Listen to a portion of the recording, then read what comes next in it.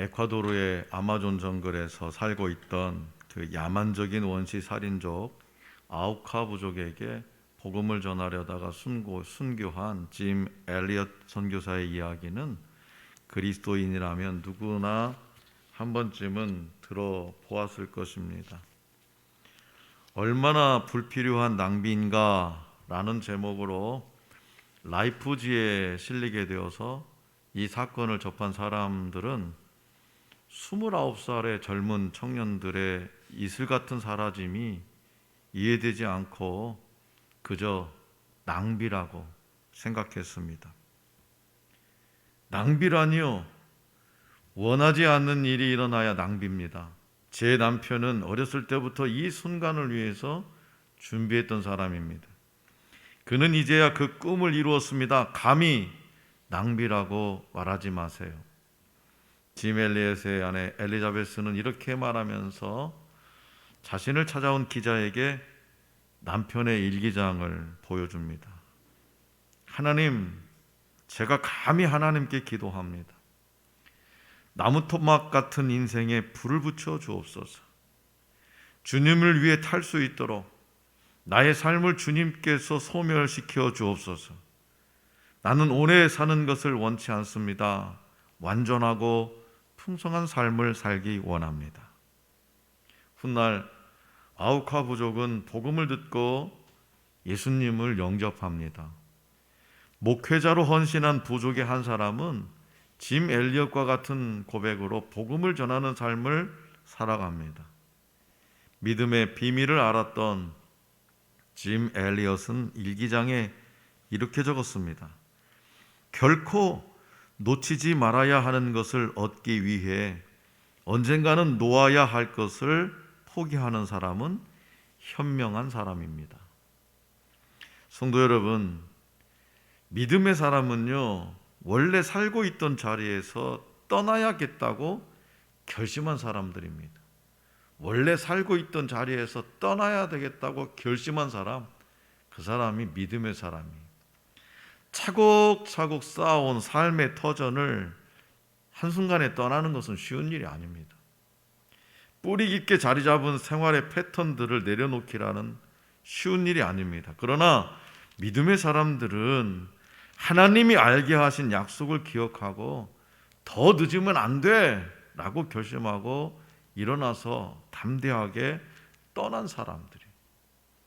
오늘 우리에게 주신 본문 말씀에 등장하는 모세는 이스라엘 백성을 애굽에서 인도하라는 하나님의 명령을 들었으나 40년 동안 4년도 아니고 40일도 아니고 40년 동안 살아온 삶의 자리를 떠나는 일이 쉽지 않아서 장인 이드로에게 허락을 받고자 했습니다. 당시 고대 근동의 남성은요, 그 자신이 곧 군사력이고 생산력이었기 때문에 생활 터전을 떠날 때는 그 부족의 리더에게, 족장에게 허락을 받아야 되면서요. 그래서 모세도 미디안을 떠나기 전에 장인 이드로의 허락을 받게 되는 거죠. 본문 말씀에는 또 한 사람의 이름이 등장해요. 애굽의 왕 바로입니다. 21절에는 내가 그의 마음을 완악하게 한즉이라는 말이 있습니다. 여기서 완악하게 하다라는 바로의 마음은 두 가지로 표현되고 있어요. 첫째는 바로가 자신의 마음을 완악하게 했다는 의미와, 둘째는 하나님이 바로의 마음을 완악하게 하셨다는 의미예요.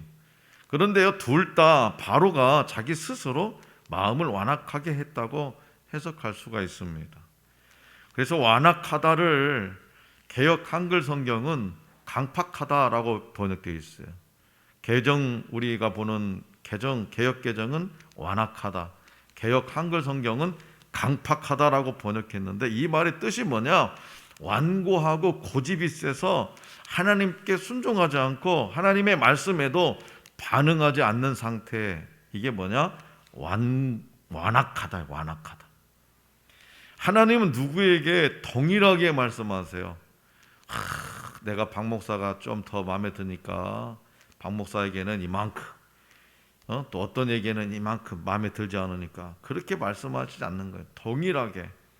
그러나 그 말씀에 반응하는 사람의 마음은요 각기 다르다는 거죠. 각기.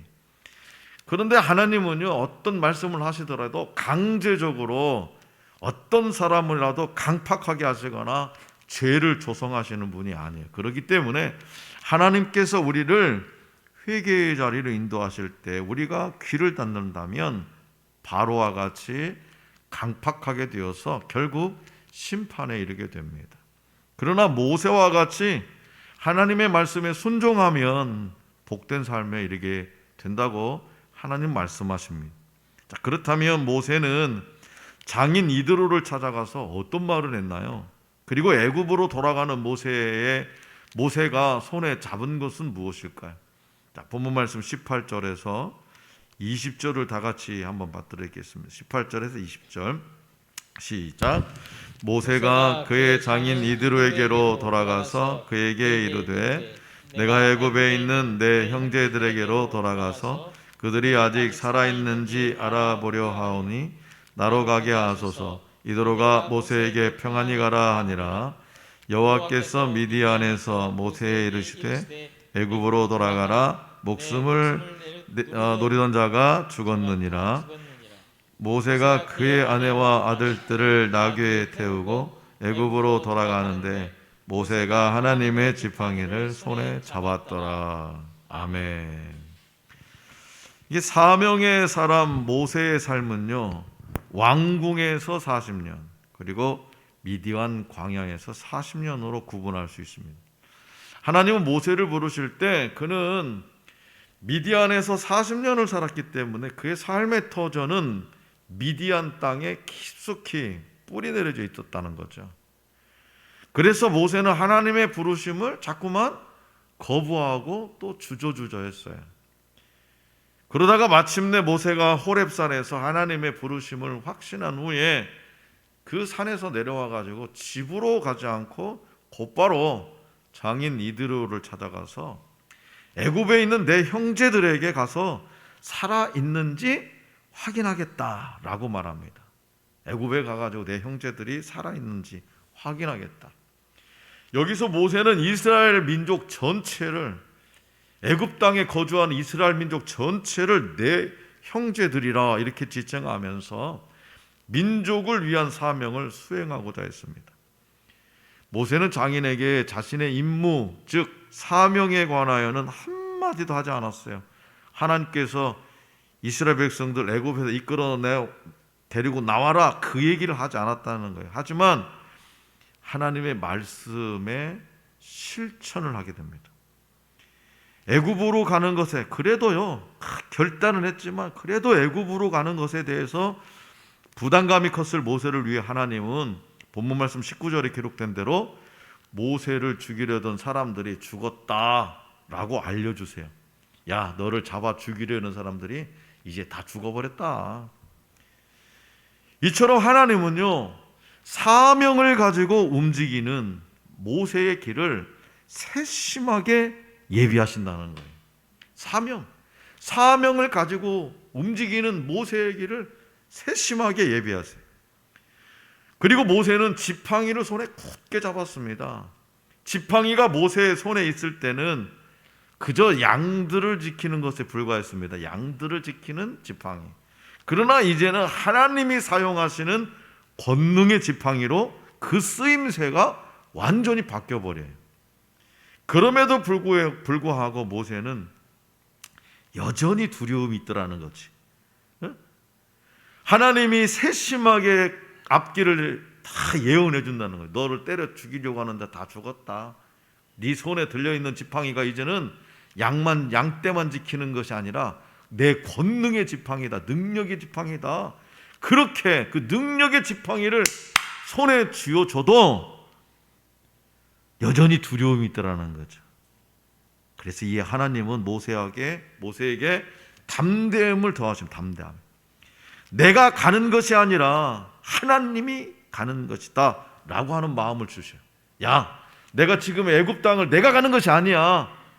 하나님이 가시는 거야. 그런 담대한 마음을 주셔요. 다시 말해서 하나님이 주신 사명이 있는 사람은 혼자가 아니라는 거예요. 하나님이 함께 하시기에 그 어떤 일을 만나도 두려워할 이유가 없다는 겁니다. 권능의 지팡이로 함께 하시겠다는 말씀이에요. 그런데 우리가 여기서 자세하게 살펴보아야 하는 것은 뭐냐?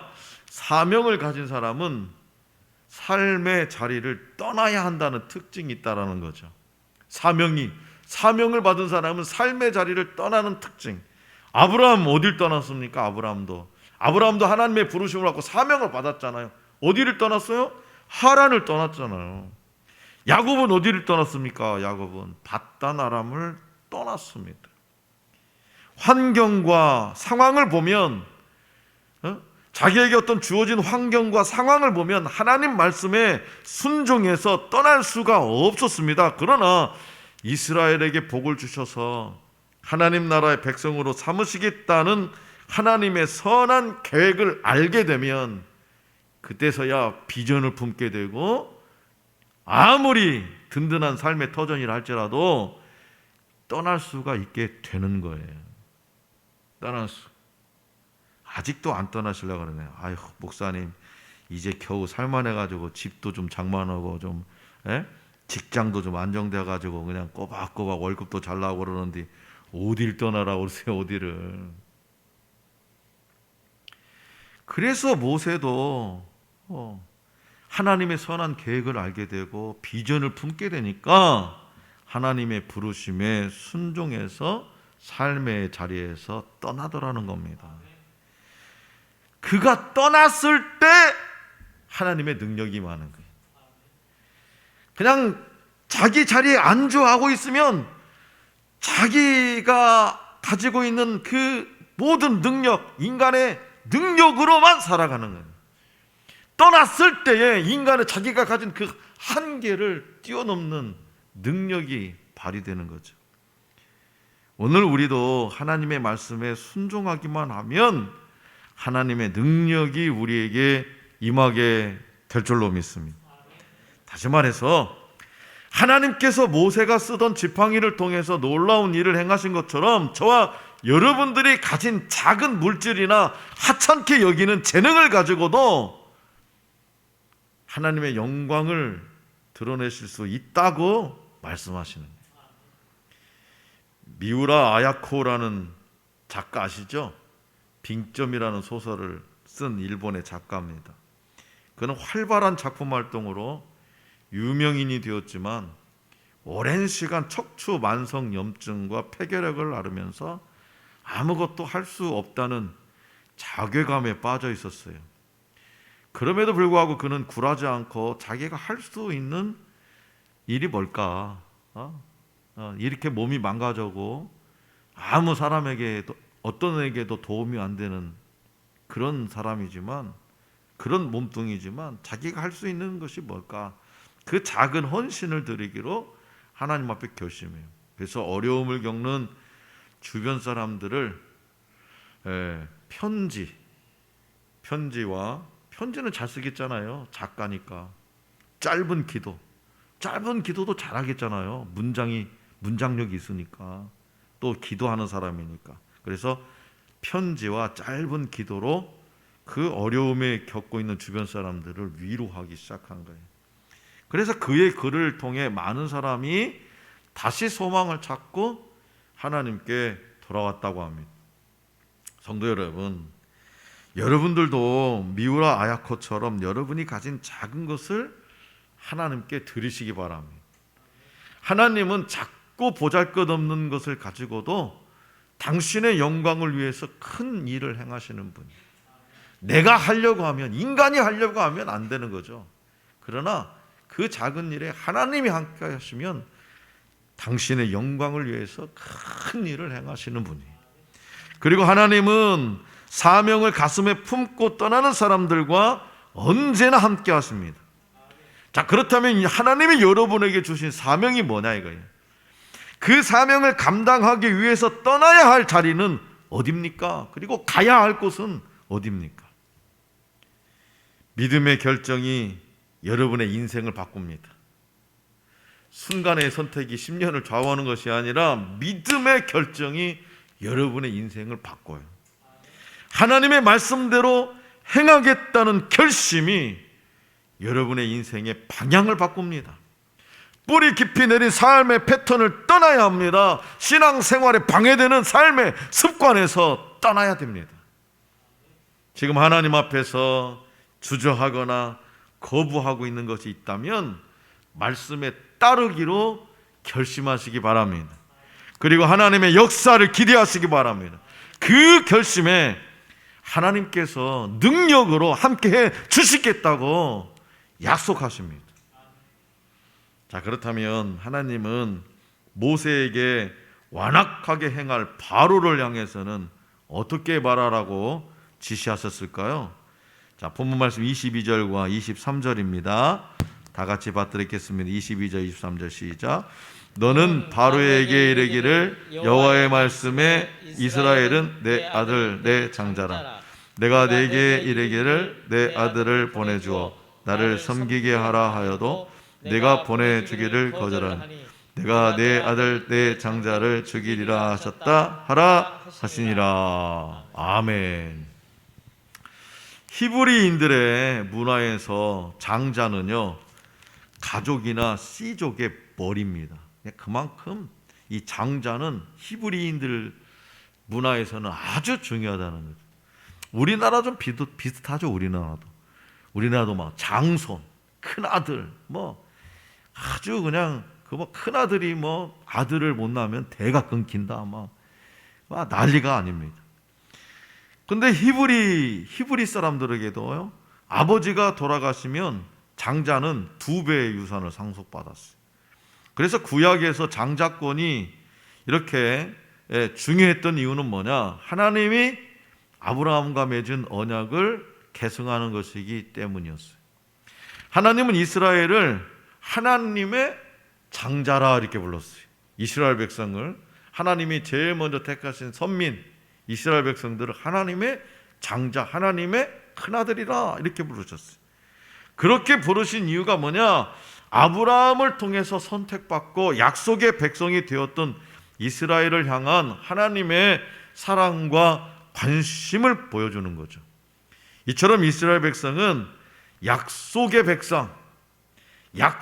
백성이라는 정체성을 가지고 하나님이 약속해 주셨다. 그 약속의 백성이라는 정체성을 가지고, 이 약속은 하나님이 아브라함을 통해 일방적으로 맺으신 약속이고요, 하늘의 별과 같이 셀 수 없는 자손을 주시겠다는 약속이에요. 하나님은 이스라엘 백성과 약속을 맺으실 때부터 430년 동안 종살이를 하다가 나올 것까지 미리 알려주셨어요. 그 종살이했던 땅으로부터 나오면서 섬겼던 나라를 하나님이 징벌하실 것과 또 큰 재물을 가지고 나올 것까지 하나님은 다 알고 계셨어요. 이렇게까지 하나님이 이스라엘 백성에게 신실하신 이유는 바로 이스라엘이 하나님의 무슨 백성? 하나님의 언약 백성, 약속의 백성, 하나님의 큰아들이기 때문에 그래요. 하나님은 연약한 이스라엘 백성을 붙드시며 인도하시며 한 번 맺으신 언약에 대해서는 끝까지 신실하게 지키시는 분입니다. 그래서 바울은 로마서 4장에서 이것이 하나님의 신실하심이, 하나님의 약속을 지키시는 것이 혈통이나 율법으로 이어지는 것이 아니라 오직 하나님을 믿는 믿음으로 이루어진다고 선포됐어요. 믿음만 있으면 내가 하나님의 큰아들이 되어버리네. 믿음만 있으면 내가 하나님의 약속의 백성이 되네. 믿음만 있으면. 아브라함이 하나님께 의를 얻는 것은 믿음으로 하나님께 영광을 돌렸기 때문이에요. 자, 그런데 우리는요, 조건 감사, 조건이 있는 감사, 조건이 있는 영광을 하나님께 드립니다. 다시 말해서 감사의 조건이 갖춰질 때, 영광의 조건이 주어질 때만 하나님께 영광을 둬요. 그러나 조건 없는 감사가 중요합니다. 내게 주어진 환경이나 상황이 감사나 영광을 허락하지 않더라도 감사해야 하고요, 영광 받으실 대상을 바라보는 거예요. 이것이 바로 우리의 삶과 환경을 바꾸는 믿음인 거예요. 지금 이스라엘 백성처럼 억눌려 있어도 하나님은 우리의 미래를 아시고 가장 좋은 길로 신실하게 인도하십니다. 그 이유는 뭐냐? 바로 저와 여러분들 또한 하나님의 약속의 백성이기 때문에 그래요. 약속의 백성은 우리를 위해 예수님을 내어주시고 살리신 하나님을 믿는 사람들을 향하여 부어주시는 약속된 축복입니다. 자, 그렇다면 하나님의 언약 백성이요 영적 장자인 저와 여러분들의 삶은 어떻게 살아야 될까요? 하나님의 영적 장자로 이제 다 약속의 축복의 백성이 되어버린 저와 여러분들은 어떻게 살아야 될까요?